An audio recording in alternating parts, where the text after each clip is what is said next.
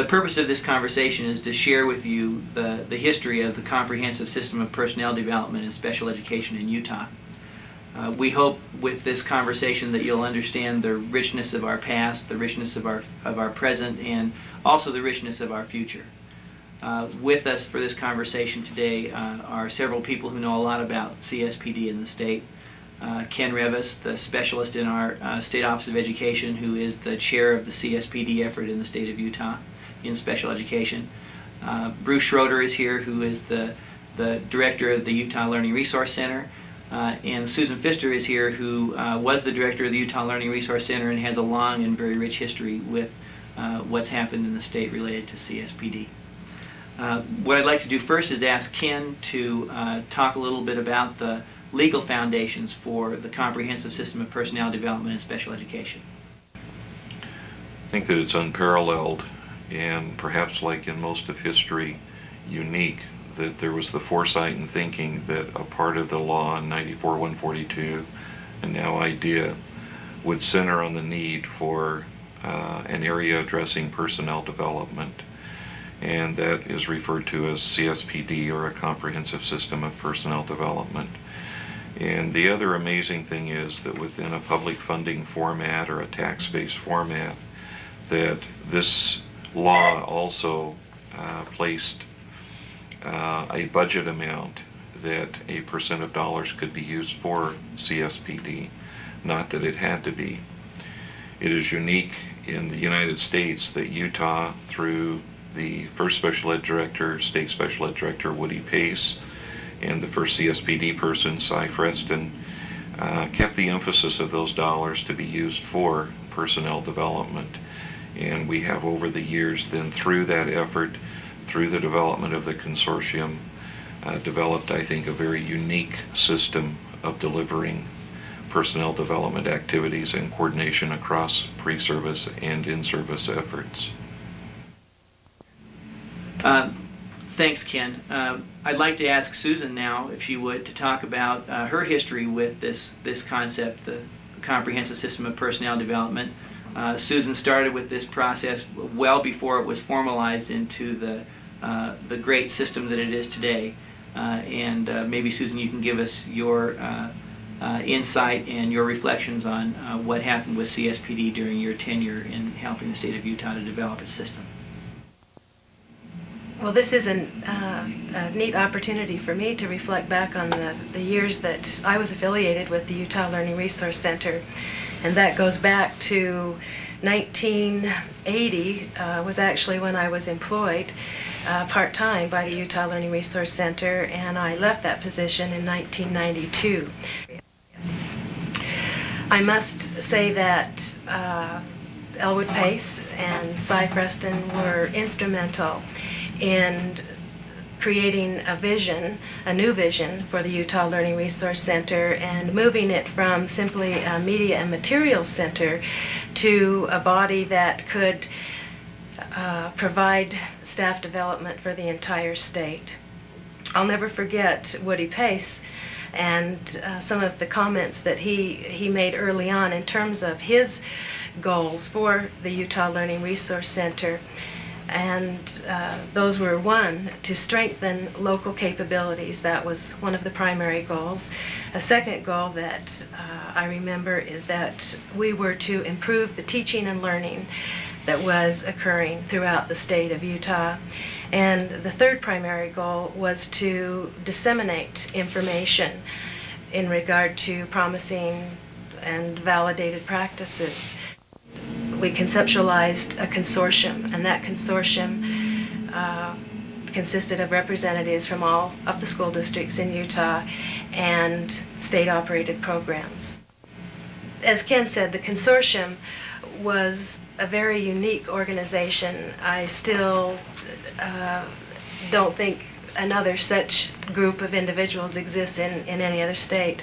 And maybe we should mention that the Utah Learning Resource Center was a technical assistance arm for the consortium. So the ULRC now became the arms and legs of this consortium, and it was our job to carry out the goals and objectives of the consortium in terms of conducting training, staff development, disseminating information, and strengthening local capabilities.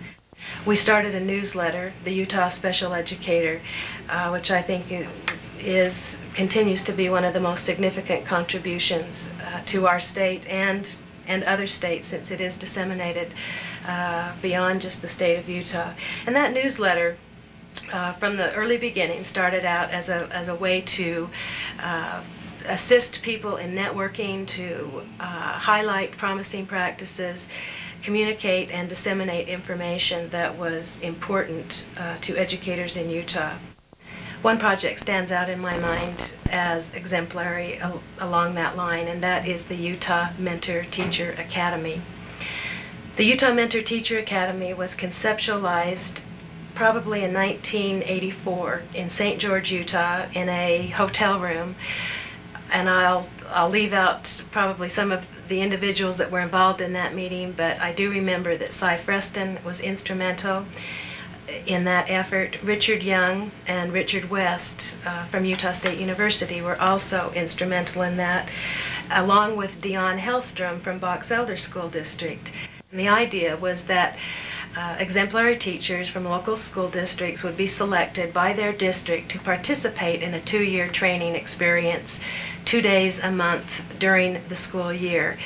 And these teachers or educators would be brought into Salt Lake and given a dose of effective practices and state-of-the-art techniques and methodology. We accomplished that, and the Mentor Academy over the years has grown incredibly and is probably the one project that I'm most proud of in terms of my affiliation with the Utah Learning Resource Center. Thank you, Susan.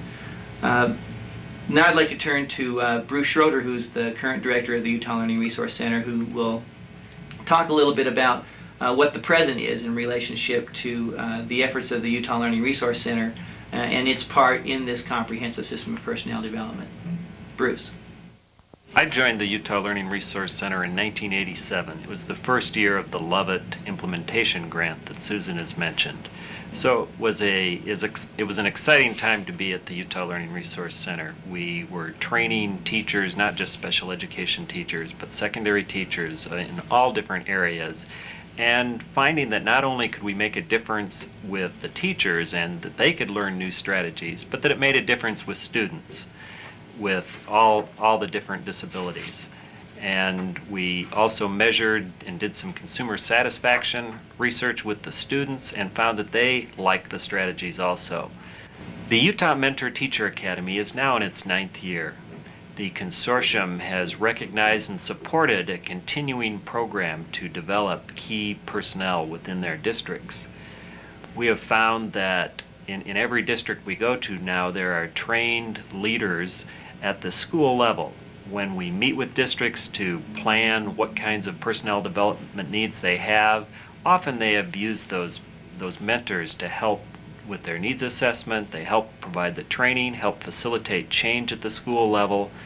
Across the state, when we are involved with statewide conferences, at virtually every conference I attend, I see mentors who are involved presenting, mentors involved part of the conference committee, and mentors attending the conference, getting information that they can use back at their school. A key thrust that we're working on right now is working with districts to implement the least restrictive behavioral interventions to help their teachers become familiar with the process, learn about the record keeping, learn about the data collection, and to use effective interventions. The Utah Learning Resource Center has had a rich history of program specialists and staff. Current staff at the Utah Learning Resource Center are Jerry Christensen, Karen Marburger, Randy Shelby, Tracy Stewart, David Lee Saley, support staff Mary Baldwin, Jane Weissman, and Susan Cahoon. The Utah Learning Resource Center looks forward to being a part of the CSPD in Utah, working together with the consortium. Thank you, Bruce. Now I'd like to turn back to Ken Revis and ask Ken to talk about the future of the comprehensive system of personnel development in the state of Utah. As all of you are aware, back in 1991, the Utah Agenda to meet the needs of students with disabilities was formulated. A part of that Utah Agenda was a strategy that had to do with a comprehensive system of personnel development, and Ken will talk about the plans that we all have together to make this wonderful program even better than it is. Many things during the 14 years have been a part of the development of the consortium and the CSPD activities. In the late 80s, early 90s, the idea of the consortium board was expanded from just the representation of school districts in the state office to include membership from the Utah Parent Center, as well as representation from the universities. One specific strategy of the Utah Agenda is to develop incentives to recruit and retain trained staff. This is a central issue of what the law and idea says about CSPD. And the consortium continues to evolve, and we have added membership and players. We continue to look at major themes around innovation, and we continue to look at ways where we have some of the fewest dollars to educate students of any state in the country, some of the highest teacher-pupil loads, to be creative, be frugal, and to be on the cutting edge of CSPD activities. And surely as the rest of the country looks at things that go on in Utah, they focus on us for the ways during this last 14 years that members of the consortium in school districts, the universities, the other agencies, the Parent Center, the state office have evolved in looking at developing both an infrastructure as we continue to evolve and develop an infrastructure for CSPD. We remain on that cutting edge, and we look to all of you in your continuing participation as new members and as members of the consortium in the past to be a part of all of these activities and directions. Thank you, Ken. I hope through this conversation that all of you now have a better awareness of where we've been, where we are, and where we hope to go in relationship to CSPD and in the state of Utah. There is nothing that is better that we do in special education than our efforts related to personnel development.